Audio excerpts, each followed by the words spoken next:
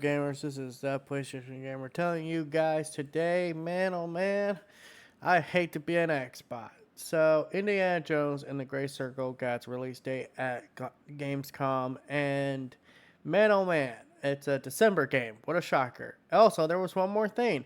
It's coming to PlayStation in spring 2025.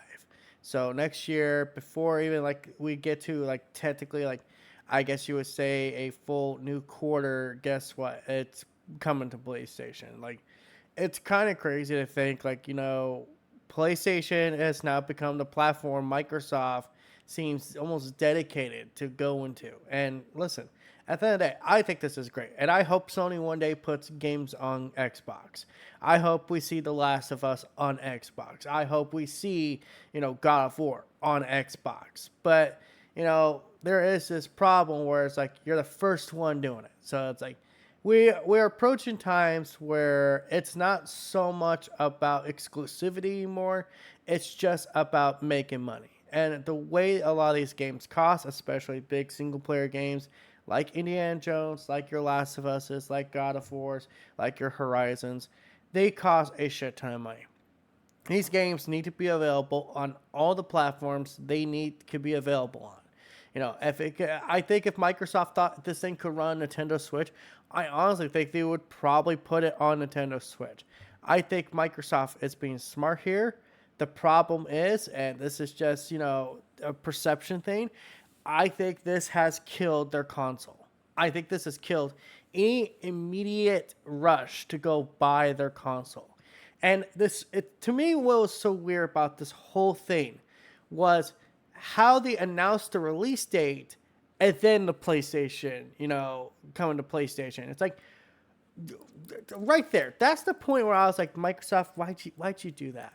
You could have announced that later. You could announce that after the game came out. But instead, you had to announce it the same time you announced the release date. Because basically, what you've done is anyone that has both an Xbox and a PlayStation, or a PlayStation or a PC, and they prefer to play on their PlayStation, guess what?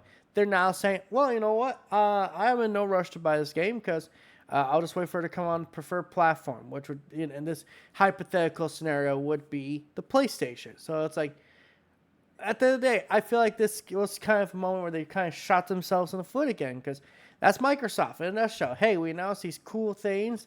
They had a bunch of other release dates for other games. Cool. Guess what?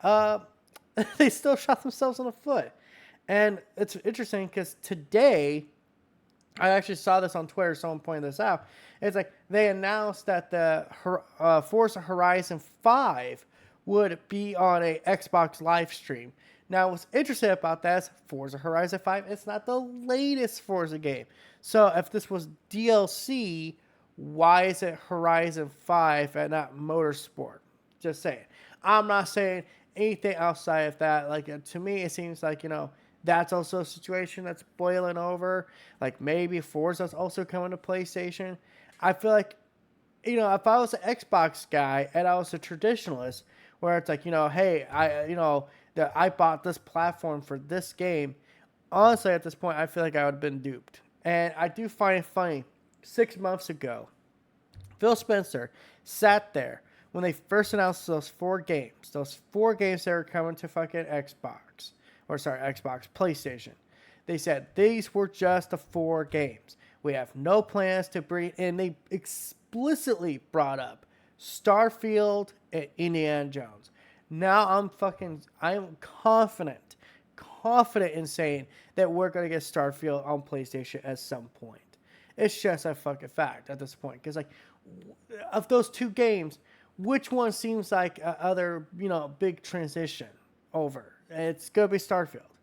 And, well, again, I'm happy for Xbox. I think this is a good thing for long-term, success. It's something that I think it's going to hurt their console business. And, their console business is already down, but now it's about to get really down. So, yeah, that's my thoughts on Xbox games coming to PlayStation. I think it's a good thing. And like I said, I want Sony to do the same thing, but I want Sony to do it more as the back catalog instead of, the brand new big game. Like, God of War 5, for example. Let's just say there's a God of War 5, I'd rather, Sony do the older games than the newer stuff. But let me know what you guys think in the comment section below. And until next time, guys, this is That PlayStation Gamer sign out. Don't forget to like, comment, subscribe, and all that YouTube other than BS. Bye.